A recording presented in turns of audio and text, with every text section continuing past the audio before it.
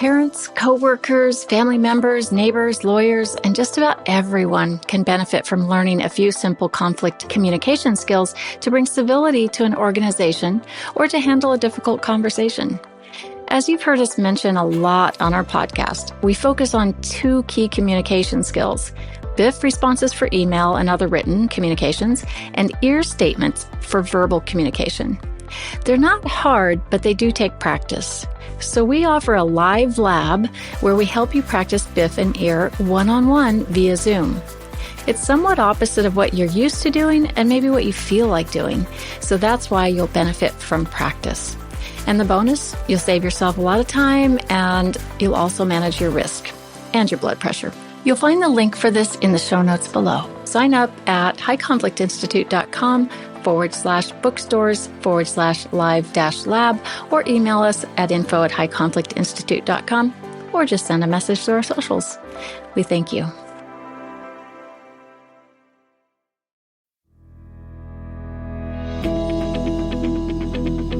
Welcome to It's All Your Fault on True Story FM, the one and only podcast dedicated to helping you identify and deal with the most difficult people, those with high conflict personalities. I'm Megan Hunter, and I'm here with my co-host, Bill Eddy. Hi, everybody. And we're the co-founders of the High Conflict Institute in San Diego, California. In today's episode, we are joined by guests Annette Burns and retired Judge Karen Adam to talk with us about a new video series on domestic violence. But first, a few quick reminders. We want to hear from you. Have you dealt with a high conflict situation? Have you been blamed, experienced violence or abuse? Or maybe you simply dread seeing that person again, but you might have to at home tonight or tomorrow at work. Send us your questions and we just might discuss them on the show. You can submit them by clicking the Submit a Question button at our website, highconflictinstitute.com/podcast, emailing us at podcast@highconflictinstitute.com, or dropping us a note on any of our socials. You can find all the show notes and links at highconflictinstitute.com/podcast as well. Make sure you subscribe, rate, and review, and please tell all your friends about us. Telling just one person that you like the show and where they can find it is the best way you can help us out and help more people learn how to address high conflict people. We appreciate your loyalty and your help. And now, on with the show.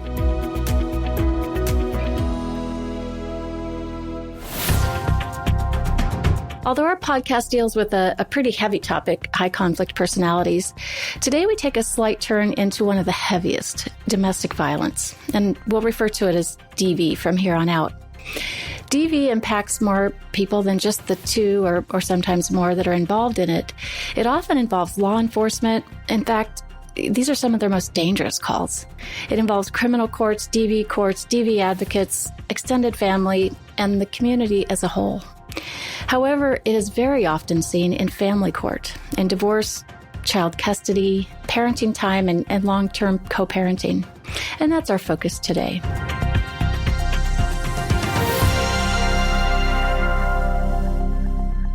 Myself, having worked in a prosecutor's office, I've seen the police reports and the pictures. And back during my time working in judicial training, policy, and legislation in Arizona, I was part of a statewide tour for court personnel and judges on domestic violence. Leading the tour were the domestic violence specialist from the Arizona Supreme Court and a judge who handled a massive DV caseload. In the presentations, we showed a video about people in our state of Arizona who had not survived the violence perpetrated by a loved one. So it was a really difficult video, very hard to watch and absorb, but enormously impactful to everyone who watched and listened. Now, here's where it gets tough for me. That was 20 years ago. But despite our best efforts and the efforts of thousands globally to stem DV, it continues to devastate people and families. Now, let me introduce three people who have a whole lot of experience with DV. The Honorable Karen Adam, who retired from the bench in 2015 after 34 years of service as a Tucson City Court magistrate, a Superior Court commissioner, and a Superior Court judge. As presiding judge of the Pima County Juvenile Court, she led the effort to convert that court into a trauma-responsive court. She's a member of the Self-Represented Litigation Network, the National Council of Juvenile and Family Court Judges, the Arizona and National chapters of the Association of Family and Conciliation Courts. She is a board member and past president of the Center for Children's Law and Policy and teaches and consults on family treatment, drug court grants, and programs. Also with us is Annette Burns, who is an attorney and a certified family law specialist practicing in Arizona. She is past president of the Association of Family and Conciliation Courts, and she is a fellow of the American Academy of Matrimonial Lawyers. She is co-author of the Thomson Reuters publication Arizona Family Law Rules Handbook, which is updated annually, and she served on every Arizona Supreme Court committee that created, adopted, and revised the Arizona Rules of Family Law Procedure. She is also co-author of BIF for Co-Parent Communication, published by Unhooked Books in 2020, and it just happens to consistently be the #1 selling book on Amazon in divorce and family law for over 1 year. And last but not least is my co-host of this podcast, Bill Eddy, who is also the co-founder at the High Conflict Institute and lead interviewer of this DB series. He's written over 20 books and created many methods and techniques for handling high conflict disputes. He's a lawyer, therapist, mediator, and has been on a gazillion airplanes to speak to over 500,000 people worldwide. I could say so much more about Bill and each of our guests, but we'll run out of time for the interview, so we'll put their bios in the show notes. So for this episode, we're going to talk domestic violence. And why is it important that we have these three particular people as our guests today? Well, it's because together they interviewed 16 domestic violence experts and compiled those interviews into a 6-hour video series. That's what we're going to talk about today. So let's get going with our first question. Bill, what was the impetus behind this video series? Well, it really was wanting to get the big picture.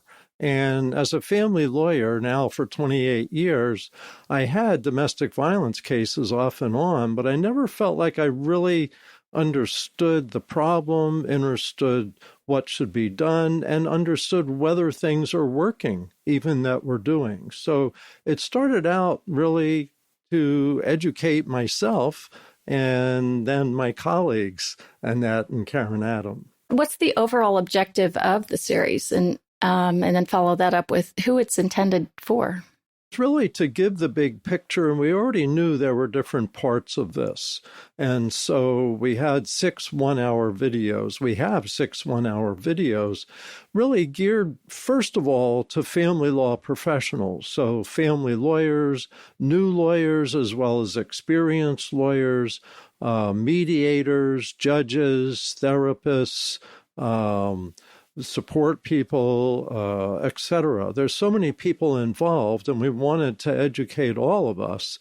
And it's also okay for the general public. I found I learned so much from listening to these speakers. So the objective was to really cover several areas: understanding domestic violence, what to do in family court cases, is mediation appropriate, what about the children, treatment for offenders, etc. So we wanted to really cover the whole big picture in depth in 6 hours, essentially. Did you find anything that surprised you?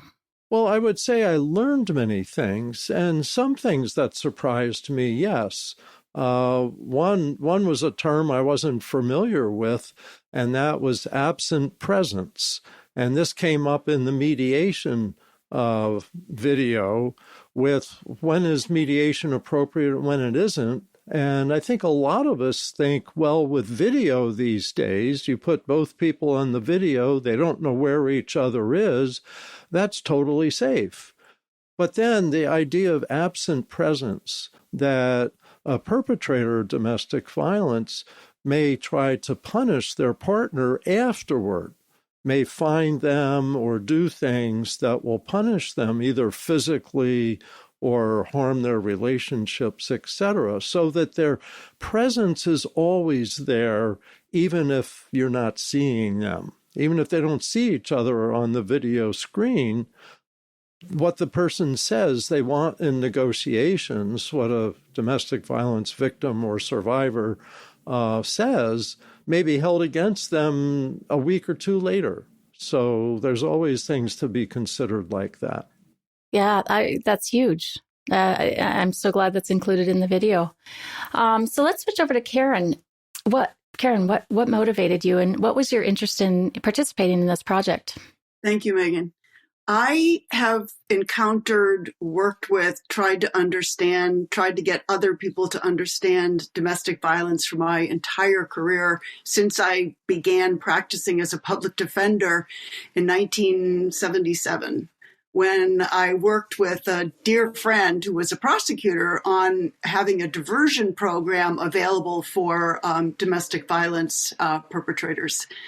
I went on to be a magistrate at Tucson City Court and was there when the first domestic violence statute in Arizona was adopted. Now, it's not that there wasn't domestic violence before, but it was the very beginning of the time when domestic violence was carved out as a separate offense with separate consequences and separate concerns.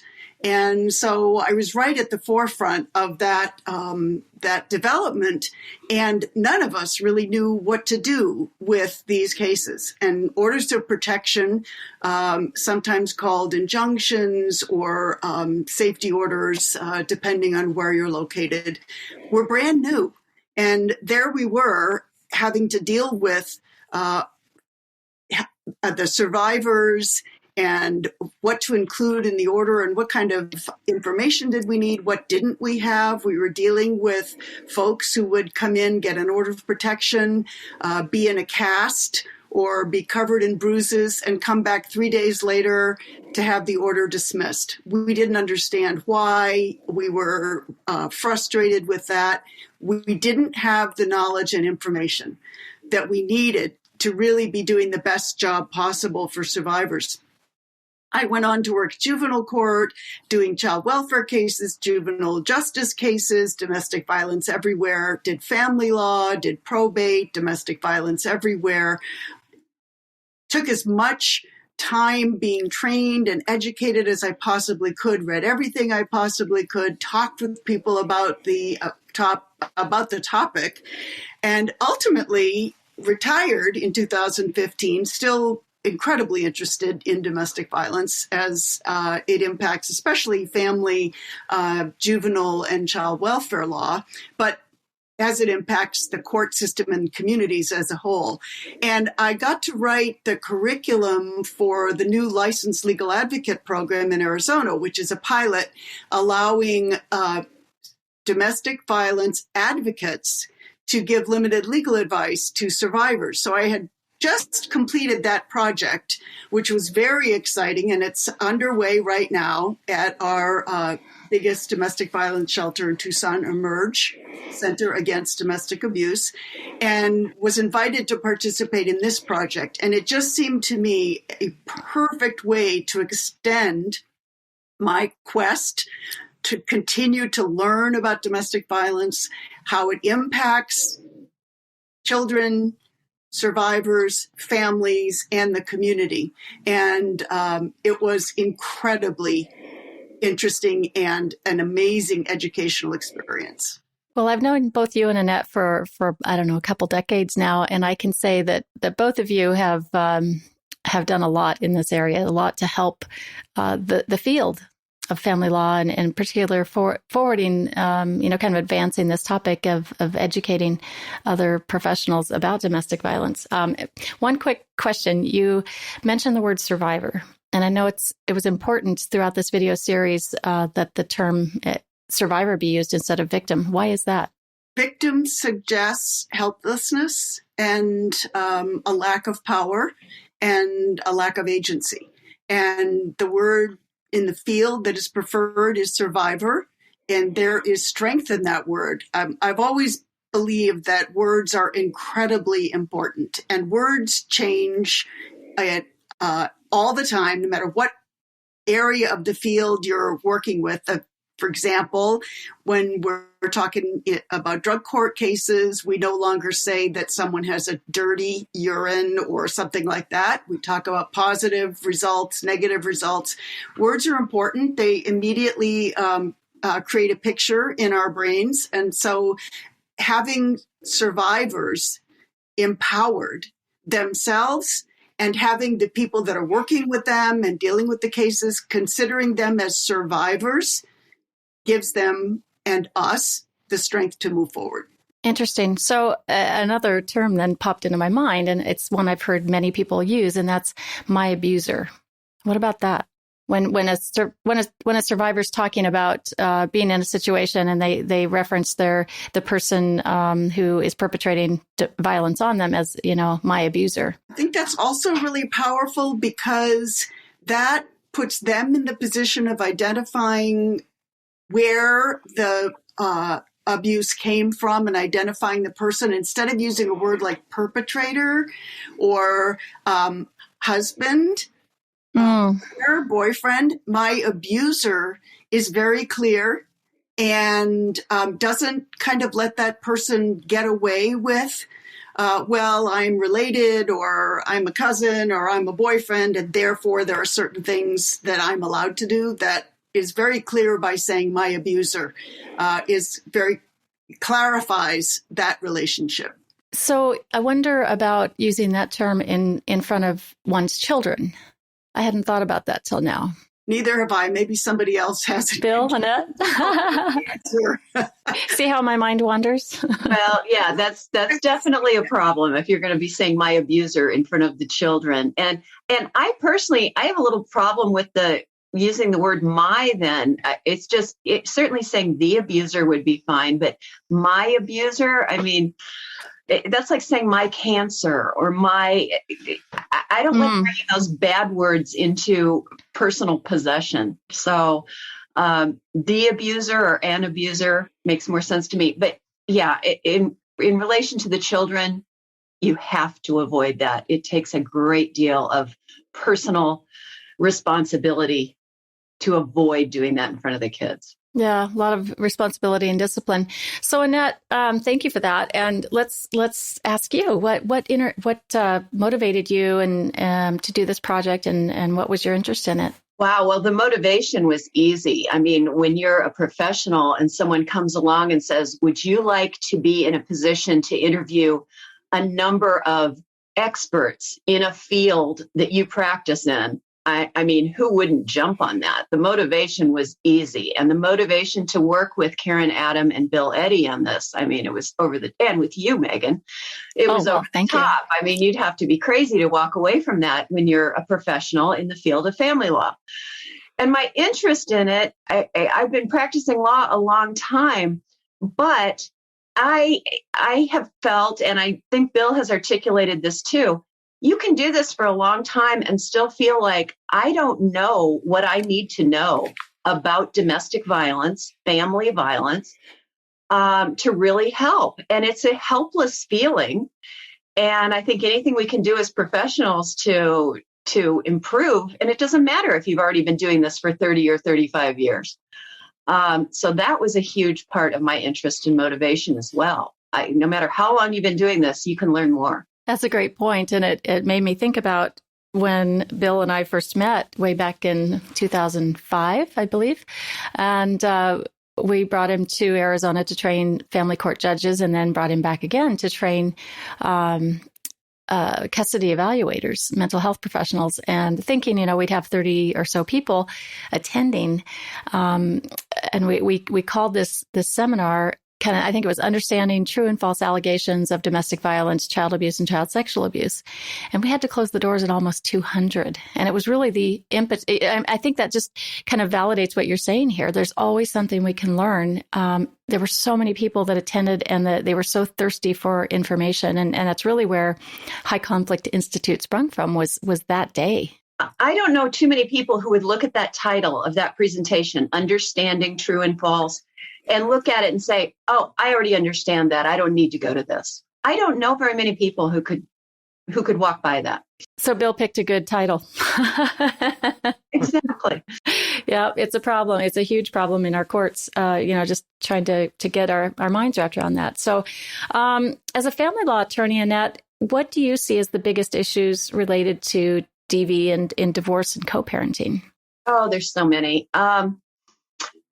I think a big one is distinguishing between long-term pervasive intimate partner violence, terrorism, coercive control that is embedded in the relationship, and long-term, distinguishing between that and what might be called situational violence, when the parties are at a very emotional point in their relationship. Maybe someone's drinking too much, emotions get high, someone throws a telephone, things like that. And distinguishing between them and distinguishing between what needs to be done about each of the respective relationships.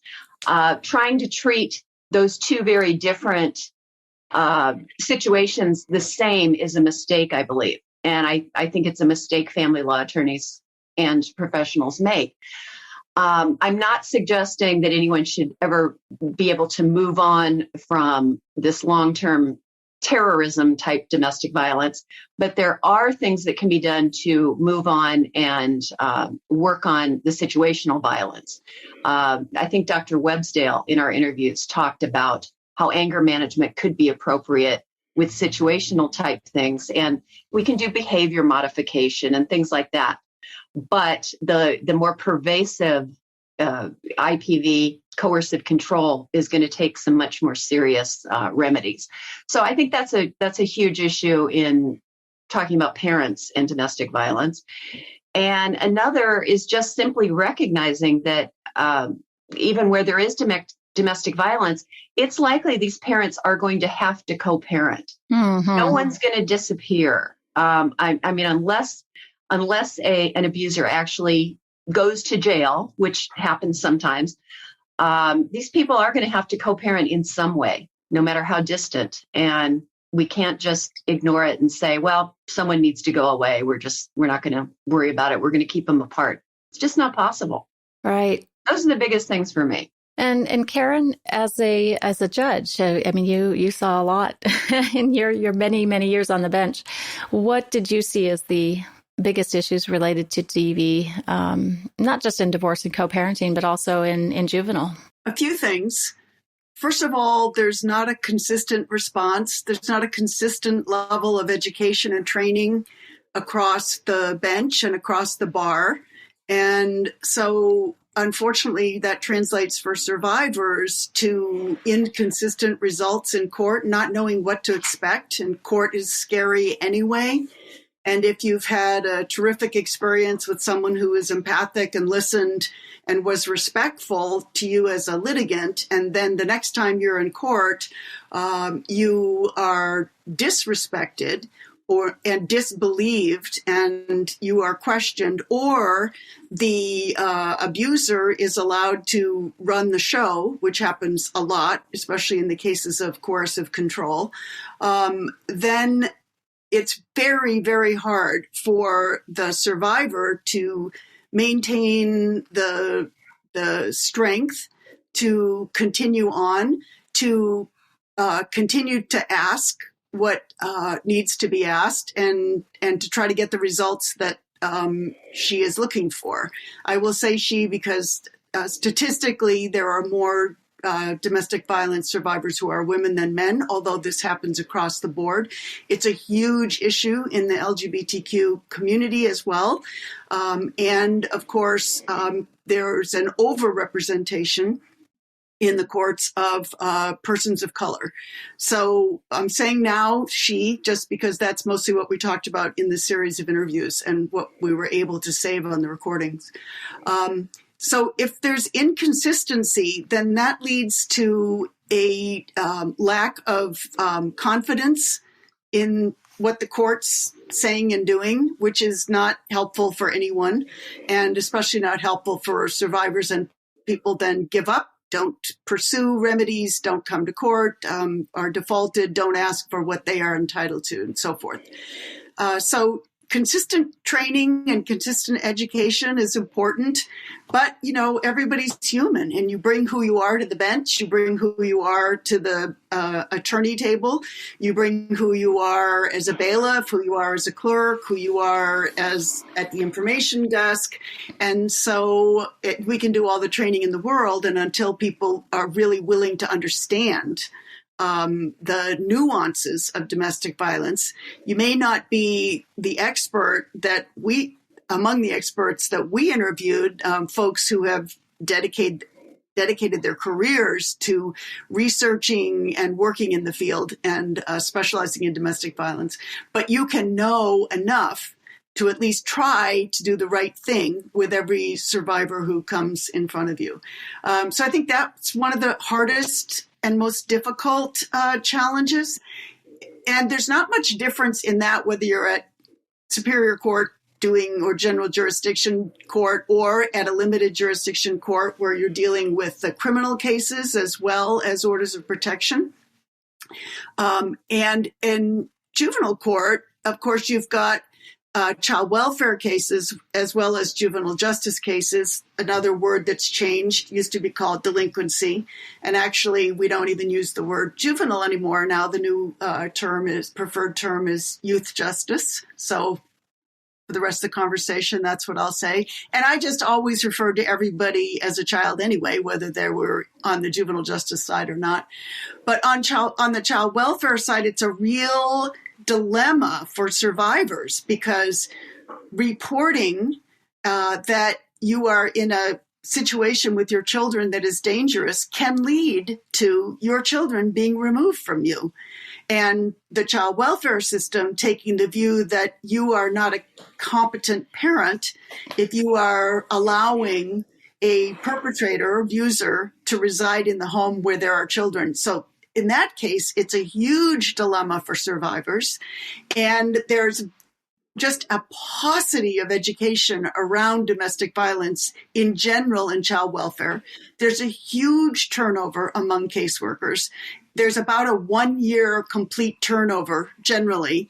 And so you have brand new caseworkers who may have very, very limited experience with domestic violence, a couple of hours of training during their initial education to take on the job.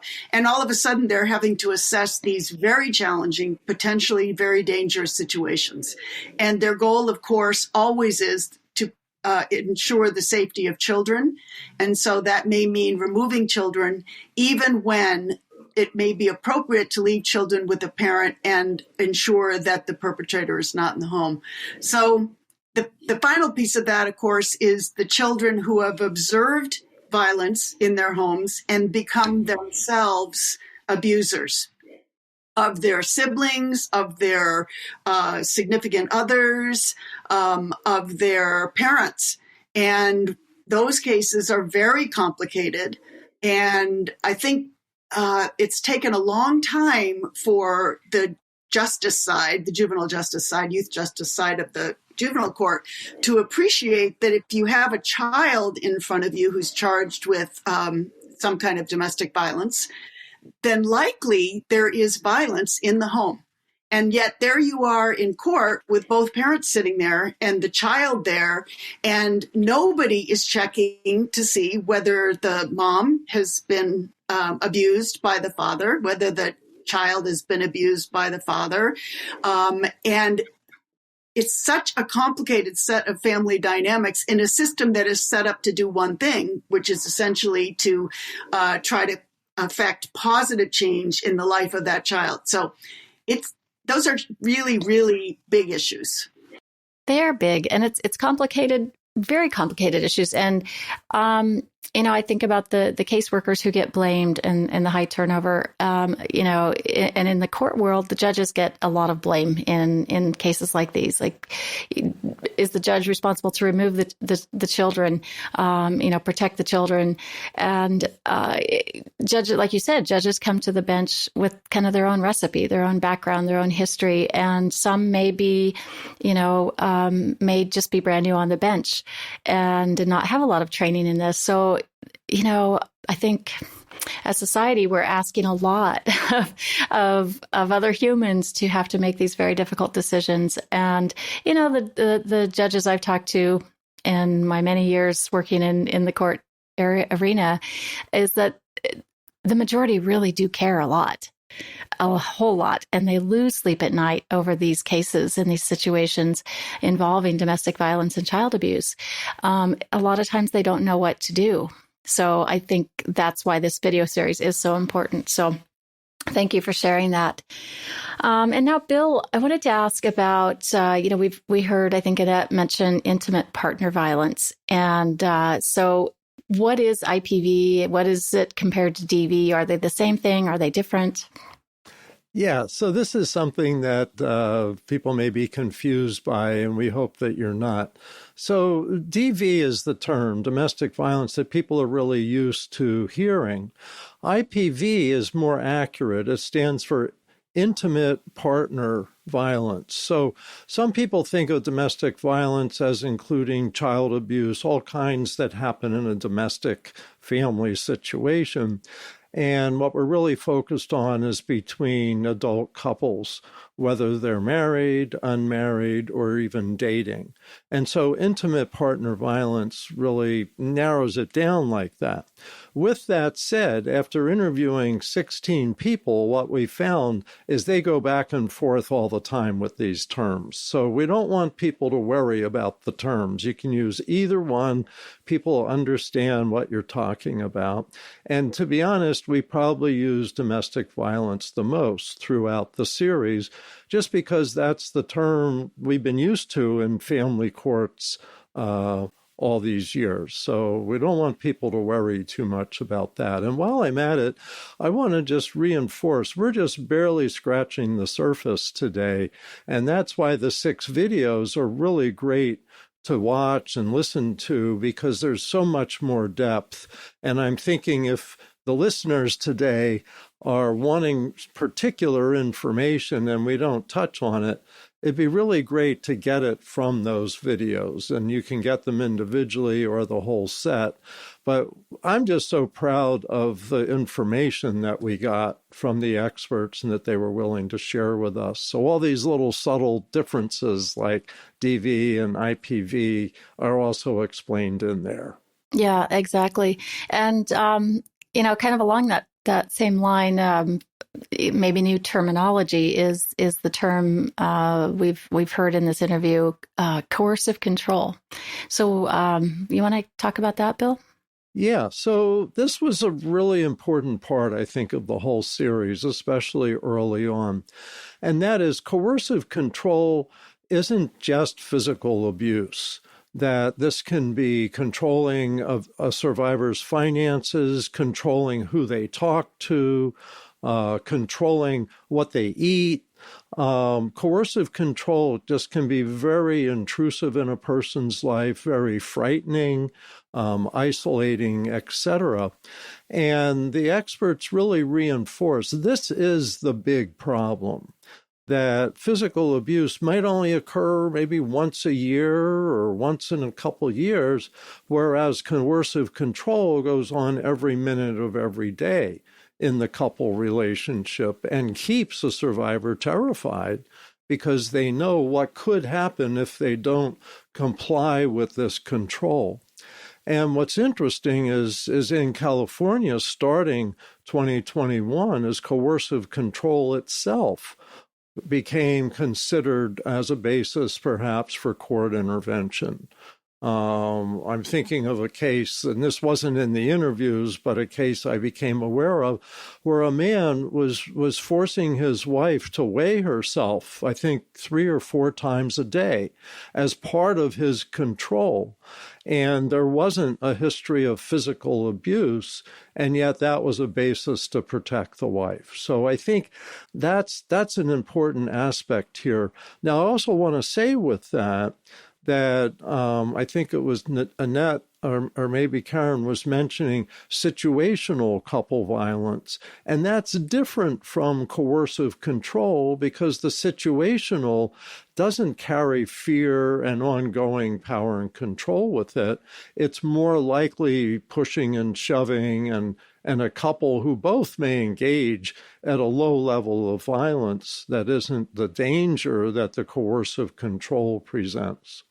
So just wanted to clarify that. Yeah, thank you for that. So, this our entire podcast is called "It's All Your Fault." High conflict people. So let's talk about high conflict people. Are people who engage in domestic violence or intimate partner violence, do they have high conflict personalities?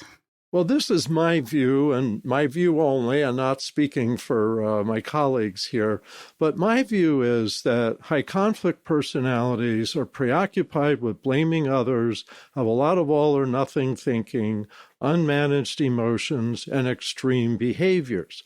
So when it comes to coercive control, yes, I believe they have high conflict personalities, and this overlaps with some personality disorders, and the research is showing that more.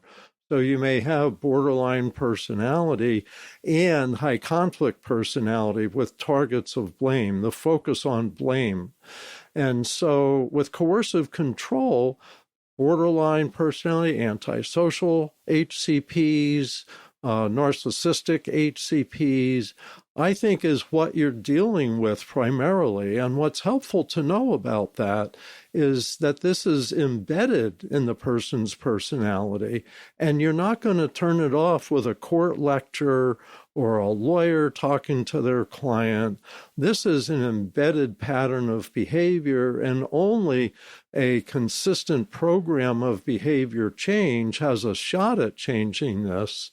And one of the experts we interviewed, Dr. David Wexler, who does treatment for offenders or abusers, he said maybe 30% of the people just aren't going to be reached, and they need more controls from the environment, from courts, from society.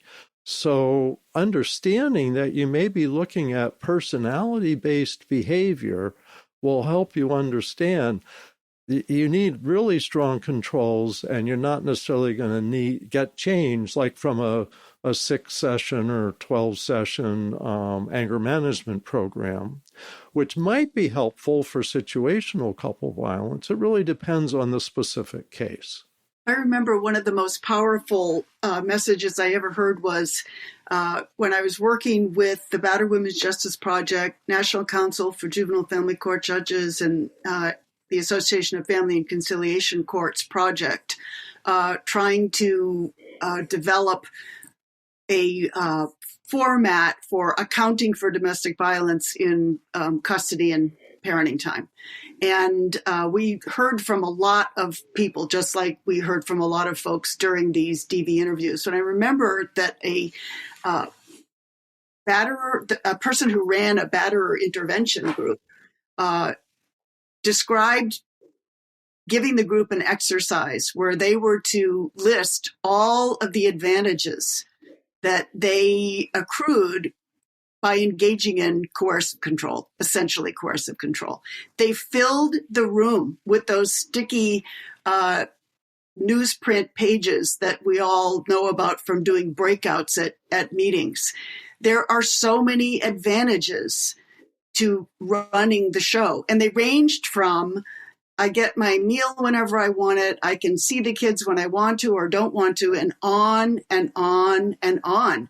And it is just so intrinsic and so deeply embedded in the way that the family operates that what Bill was describing as a 6 or a 12-week program is just virtually ineffective. Anger management. And anger management used to be, and probably still is in some places, what some folks consider to be one of the items on a case plan. For example, in child welfare, when I was doing child welfare cases, we had a template of a case plan, a pre-printed 1-page, brightly colored document to show parents so they could see that some things ran for 2 months and some things ran for 4 months, and you didn't have to get overwhelmed and do everything all at once.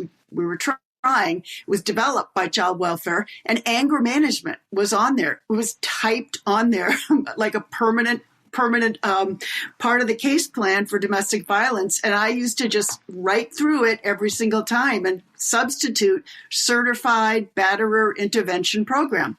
And one of the problems is that everything is siloed, just like the court system is siloed. So services are siloed.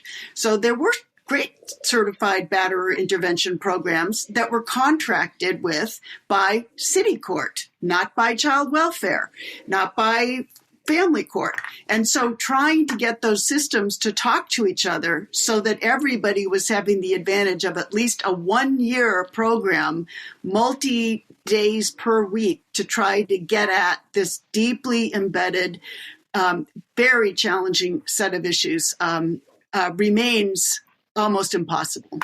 Yeah, that's really important. It's an imperfect system with a lot of people trying to deal with difficult topics and situations, and maybe not always having all the tools or having the systems talk to each other. So before we wrap this episode up, Annette, did you have anything to add to that? Well, on the issue of whether people perpetrating IPV have personality disorders, I, of course, am going to agree with Bill. That is such a pervasive thing that often seems connected with personality disorders. And not to disparage anyone on this podcast, but I think any of us on this podcast could probably be goaded into doing some emotional, situational violence, like throwing a shoe at someone. So, and I personally, I don't think anyone on this podcast has a personality disorder, but Oh, but Good. so I do see that distinction between the situational and the pervasive coercive control and personality disorders. That's just my input. You guys can disagree with me if you've never thrown a shoe. Hey, they throw a shoe on that TV show, The Voice, the singing show, and it's a sign of respect. Got it. Instead of losing your temper. Anyway, yeah, thank you for that. That was pretty good. Good way to end this episode. And with that, we do wrap up this part 1 of this DV series. But I want to ask Judge Adam for a last word for anyone who might be listening who is in a bad situation. Karen? We absolutely want you to be safe. If you have been able to listen to this podcast and you feel safe, that's terrific. But if there is anything about your listening to this podcast that causes you concern or that leads you to believe you may not be safe at any time, please contact your hotline in the place where you are residing. There is a national hotline in the United States. The number is 1-800-799-7233. You can chat live by going to the website, which is thehotline.org, all one word, thehotline.org, or you can text 88788-START, and there will be help available for you. We want you to be safe and to feel safe, and not to put yourself at risk because you took the time and are concerned enough to listen to our podcast. Thank you, Karen. And we'll also put those numbers in the show notes and some links, not just for the U.S., but other parts of the world too, as I know we have listeners all over the globe.